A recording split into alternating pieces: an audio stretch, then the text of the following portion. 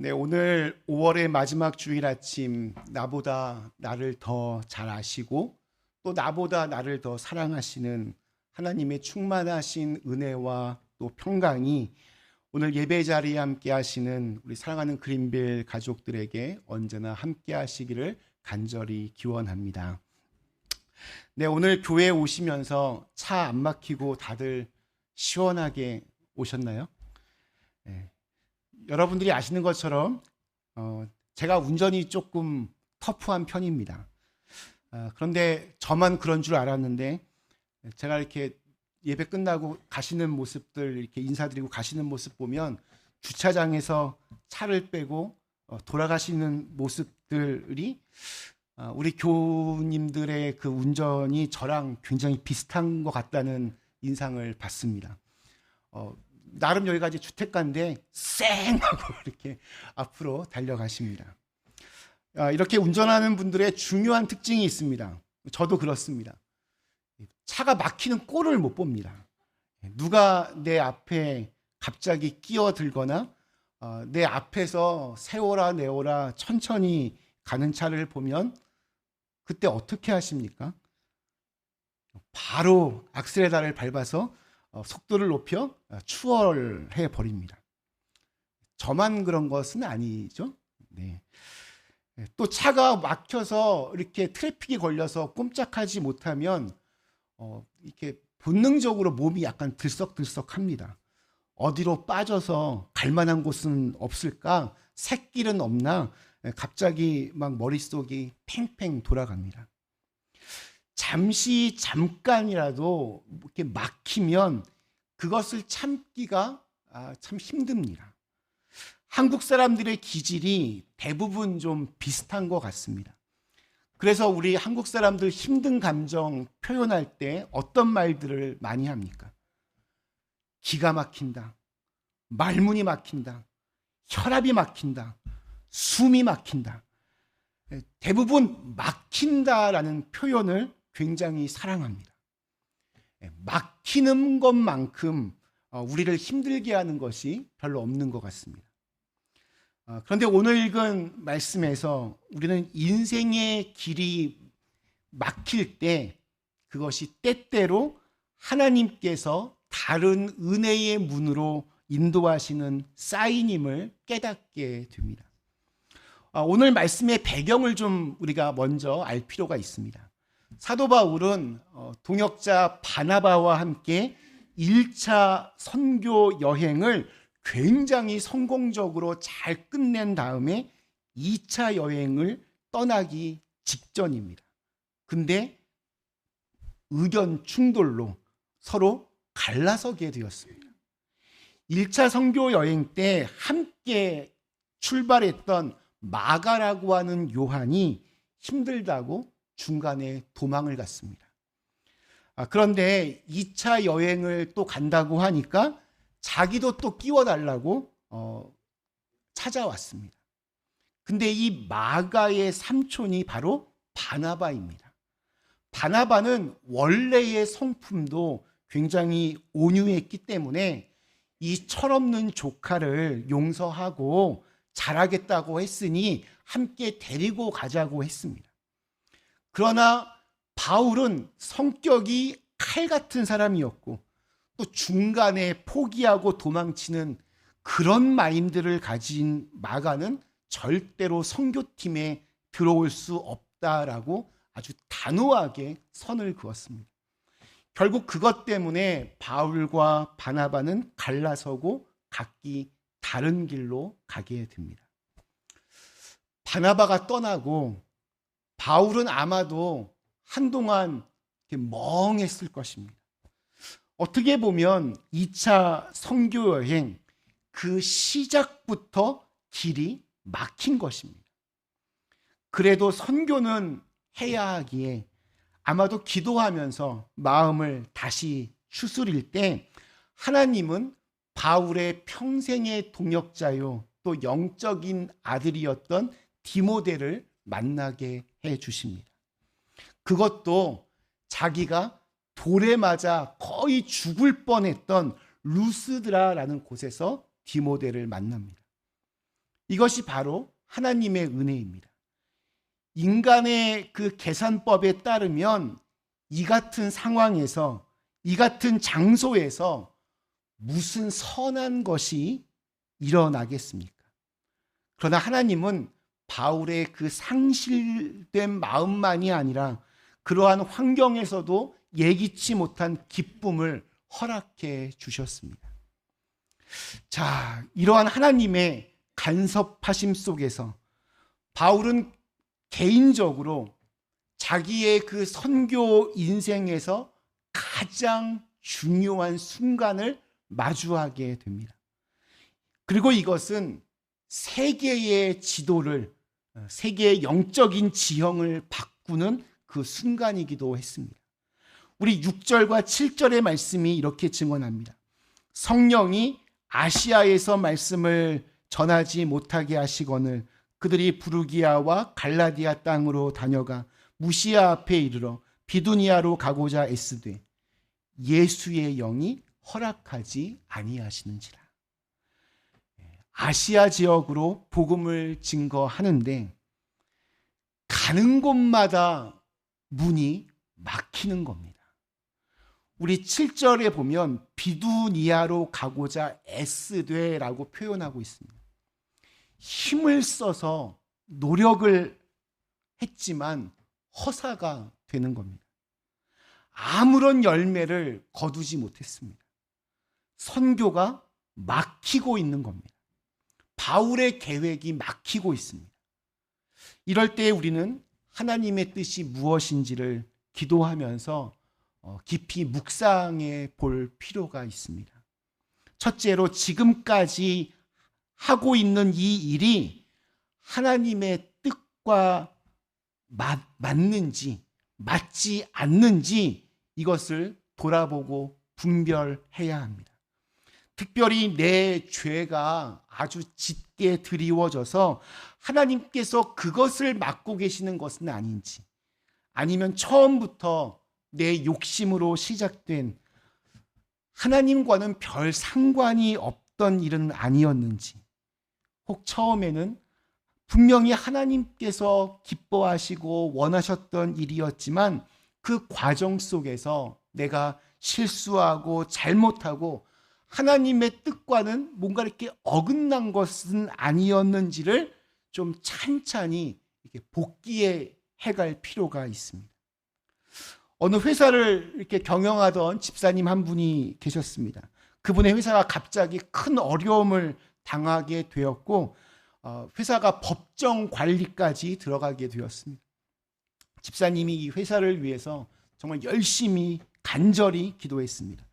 그러나 아무리 오랫동안 기도해도 이 문제들이 해결되지가 않습니다. 그러다 어느 날 예배를 드리다 바로 오늘 우리가 읽은 이 말씀을 통해서 왜 잘 나가던 회사가 갑자기 길이 막히고 또 그 문제를 놓고 기도해도 이게 잘 해결되지 않았는지를 깨닫게 되었다고 합니다. 그분이 이렇게 고백을 합니다. 그동안 저는 내 사업의 성공만을 위하여 기도해 왔지 하나님이 나에게 원하시는 것은 무엇인지, 우리 회사를 통하여 하나님은 무엇을 보기를 원하시는지 한 번도 물어본 적이 없었습니다. 이제부터는 하나님의 뜻을 구하겠습니다. 그 후에 이 집사님은 회사의 어려움을 위하여 기도하는 대신에 하나님께서 원하시는 것이 무엇입니까? 이렇게 묻는 기도를 시작했다라고 합니다. 그러자 오래 지나지 않아 이 회사는 법정 관리에서 벗어나 정상화되었습니다. 우리의 신앙생활을 보면 이 집사님과 굉장히 비슷합니다. 어떤 일을 시작하고 잘 안 되면 그때 하나님께 좀 도와달라고 열심히 기도합니다. 즉, 일단 우리 생각에 이 일을 하면 잘 되겠다 먼저 생각하고 그 일을 시작합니다. 그리고 난 다음에 기도를 합니다. 하나님, 이 사업이, 이 프로젝트가 잘 되게 도와주세요. 그리고 목사님 모셔서 예배도 드립니다. 주의 종이 축복하면 더 잘 될 거야 믿으면서. 근데 잘 안 됩니다. 그러면 어떻게 하지요? 이번에는 철야 기도를 시작합니다. 그래도 잘 안 되면 금식 기도도 하고, 예전에 우리 한국에서는 산 기도가 굉장히 유행했는데 산에 올라가서 밤새도록 소나무 뿌리 붙잡고 밤새도록 기도하는 분들 많았습니다. 심지어 어떤 분들은 바위 꼭대기에 올라가서 죽이든 살리든 하나님 알아서 하세요, 하나님 협박하는 기도까지 합니다. 그런 기도를 전문 용어로 땡깡 기도라고 그렇게 부릅니다. 그렇게 정말 끝까지 기도하면 안 하는 것보다야 훨씬 더 좋습니다. 그러나 엄밀히 말하면 우리가 계획을 다 세워놓고 우리 생각대로 먼저 다 그 일들을 진행하고 나중에 하나님께 도와달라고 기도하는 것은 그건 성경적이 아닙니다. 오히려 성경은 우리가 무슨 일을 시작하든지 명확하게 하나님의 음성을 듣고 시작하라고 가르쳐 주십니다. 하나님께 묻고 시작해야 우리는 하나님의 인도하심을 받을 수 있고 또 하나님께서 원하시는 길로 걸어갈 수 있습니다. 두 번째로는, 그런데 어떤 경우에는 내가 아무리 돌아봐도 하나님의 뜻에 어긋난 것이 별로 없는 것 같은데, 그런데도 하나님이 막으실 때가 있습니다. 하나님이 기대하시는 다른 뜻이 있는 겁니다. 다른 은혜를 주시기 위해서입니다. 바울은 아시아 쪽으로 2차 전도 여행의 계획을 세웠습니다. 그런데 아시아에서 말씀 전하는 것을 누가 막고 있습니까? 사람이 막으면 괜찮습니다. 고난을 받으면 싸워 이기면 될 겁니다. 그러면 차라리 그것이 신나는 일일 수도 있습니다. 문제는 오늘 말씀에 보면 예수의 영이 막으셨다라고 합니다. 사실 이런 일은 우리 사도행전 곳곳에서 볼 수 있습니다. 우리 사도행전 8장에 보면 빌립 집사님이 사마리아 지역에 가서 복음을 전합니다. 사마리아에서 놀라운 일들이 벌어졌습니다. 복음이 한창 뜨겁게 전파되고 수많은 사람들이 주께로 돌아오는 그야말로 사역의 열매들이 주렁주렁 맺어지고 있는데, 갑자기 주님의 영이 빌립에게 광야로 가라고 말씀하십니다. 정말 자다가 봉창 두드리는 소리입니다. 일단 여러 가지 상황들이 맞지가 않습니다. 부흥의 장소인 사마리아를 뒤로 하는 게 이게 말이 안 됩니다. 심지어 무엇보다 결정적으로 광야에는 사람이 별로 없습니다. 근데 그곳으로 가라고 하십니다. 그런데 빌립이 순종하고 갔더니 거기서 누구를 만납니까? 바로 에디오피아 여왕 간다게의 재정을 맡고 있던 내시를 만나게 되었고, 그 한 사람을 통해서 아프리카 땅에 복음이 들어가게 되는 계기가 되었습니다. 또한 다른 사람은 볼 것도 없이 바울이 지금까지 걸어왔던 길만 봐도 그렇습니다. 초대교회는 스데반 집사님의 그 순교를 기점으로 해서 정말 폭발적인 생각지도 못한 부흥을 경험하기 시작합니다. 갑자기 감당하지 못할 만큼 너무 많은 사람들이 교회로 몰려들기 시작했습니다. 당연히 목회자의 수급이 문제가 되었을 겁니다. 그런데 이런 와중에 안디옥 교회의 담임 목사였던 바나바가 데려온 사람이 누구입니까? 바로 당시의 사울, 바로 바울입니다. 이 바울이 누구냐? 교회를 쑥대밭으로 만들었던 장본인입니다. 물론 다맥색으로 가던 중에 예수님을 만나서 회심하고 아라비아 광야에 가서 소위 신학도 하고 목회 수업도 받았지만 아무도 바울을 데려가려고 하지 않았습니다. 여전히 의심의 눈초리로 바울을 바라봤습니다. 그런데 그런 바울을 바나바가 5가지 직접 가서 데리고 간 것입니다. 그리고 안디옥 교회는 바나바와 바울을 공동 담임 목사로 그렇게 임명합니다. 그러자 그 후에 어떤 일이 벌어졌는가? 우리 사도행전 11장에 보면 안디옥 교회 교인들을 향해서 사람들이 이렇게 말합니다.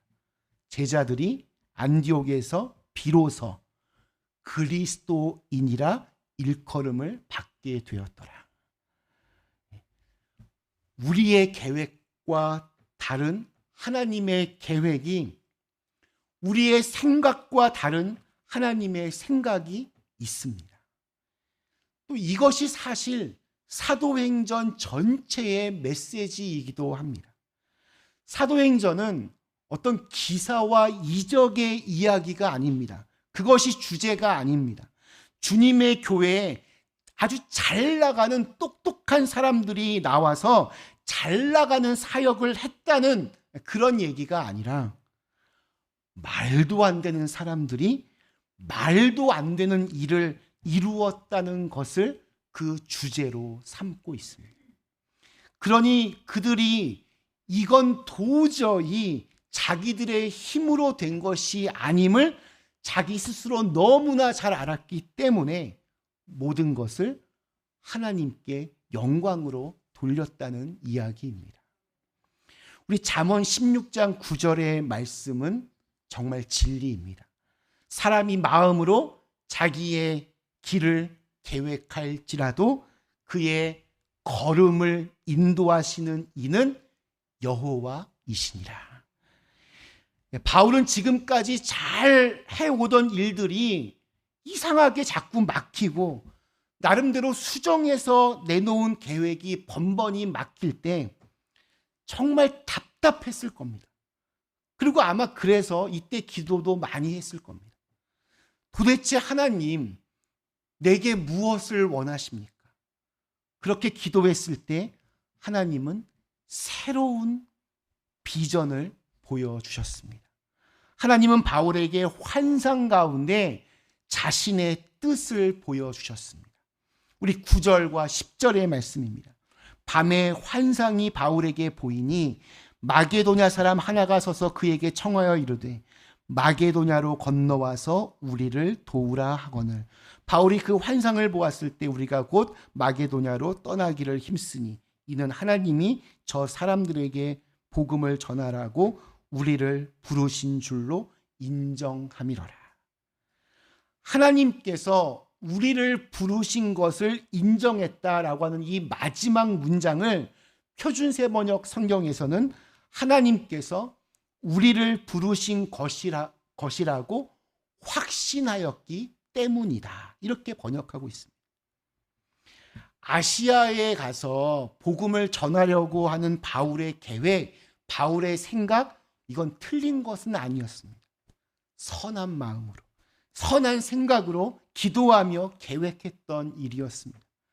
그러나 바울은 자신의 의도가, 자신의 계획이 비록 선한 것이었지만, 좋은 것이었지만 자신의 결정은 항상 완전하지 않고 하나님의 계획이 언제나 옳다라는 것을 인정하고 있습니다.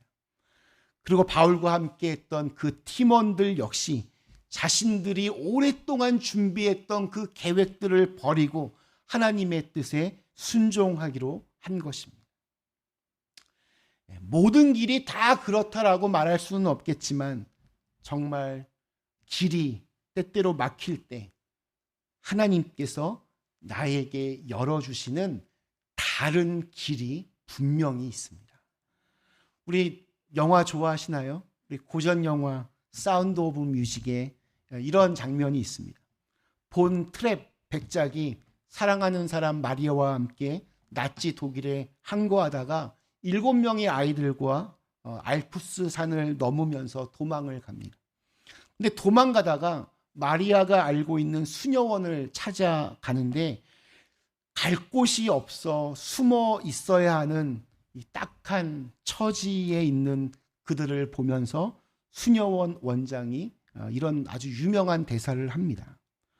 When the Lord closed a door, somewhere he opens a window. 하나님은 문 하나를 닫으실 때는 분명히 어딘가에 창문을 열어놓고 계십니다. 아마 이런 경험들 다들 하셨을 겁니다.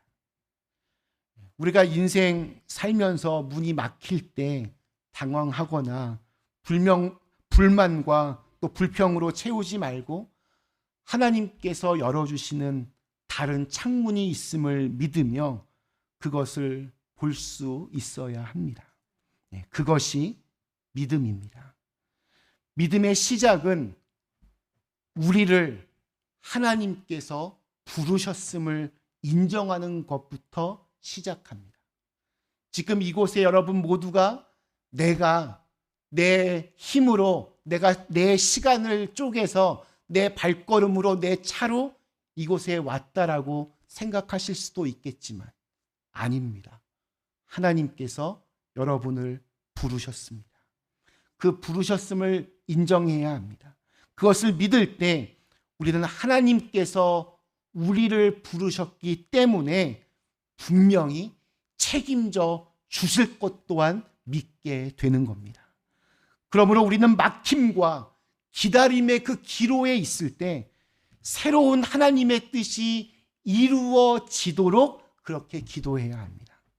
왜냐하면 보혜사 성령은 보호하시고 은혜를 주시고 인도하시고 길을 열어주시기도 하시지만 때때로 막으시고 허락지 않으시고 못하게도 하십니다. 그것이 오히려 성령의 인도하심인 경우가 참 많습니다. 성령님의 막으심은 때때로 저와 여러분을 위한 보호요, 은혜요, 인도하심입니다. 그렇기 때문에 막힘 속에서도 하나님의 역사를 기대할 수 있어야 합니다. 사랑하는 그린빌 가족 여러분, 말씀 마치겠습니다. 우리가 생각했던 길이 막힐 때, 하나의 문이 막혀 있을 때 잘 분별할 수 있어야 됩니다. 하나님께서는 그 문을 계속 두드려서 결국은 열고 지나가기를 원하시는가? 아니면 그 문을 포기하고 하나님께서 새로 열어놓으신 문으로 들어가기를 원하시는가? 문이 왜 닫혀 있는지 그 의미를 잘 분별해야 합니다. 더 큰 용기와 믿음을 가지고 도전하기를 원하시는 거라면 끝까지 포기하지 말고 하나님께서 주시는 능력으로 계속해서 두드리고 도전해야 합니다. 그런데 새로운 문을 열어두셨으면 얼른 포기하고 하나님께서 열어두신 새로운 문으로 들어가야 합니다. 따라서 우리가 어떤 경우에 처하든지 하나의 문이 닫혔다고 좌절할 이유가 없습니다. 하나님께서는 더 큰 능력으로 그 장애물을 뛰어넘게 하시든지 아니면 새로운 문을 열어놓으셨기 때문입니다. 혹시 앞길이 너무나 캄캄한 일을 당하셨습니까? 문이 닫힌 것처럼 하는 일마다 어려움만 더해집니까?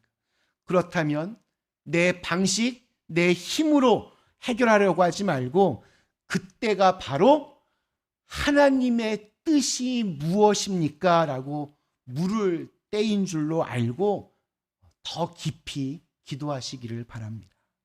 주님은 언제나 우리보다 한 발 앞서 걸으시며 우리의 길을 열으십니다.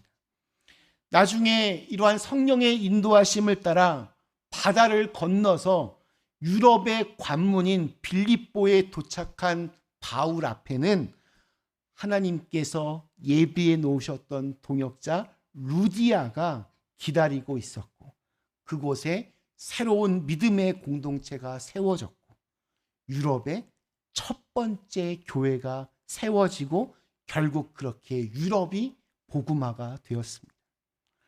바울은 한 번도 생각하지 못했던 새로운 비전, 유럽의 그 전도의 문이 열려졌던 것처럼 하나님은 반드시 저와 여러분들에게 말씀하시고 또 선한 길로 인도해 주실 것을 믿습니다. 그 은혜의 새로운 창문을 볼 수 있는 우리 그린빌 가족들 다 되시기를 주님의 이름으로 간절히 축원합니다. 우리 주신 말씀을 생각하며 잠시 함께 기도하겠습니다.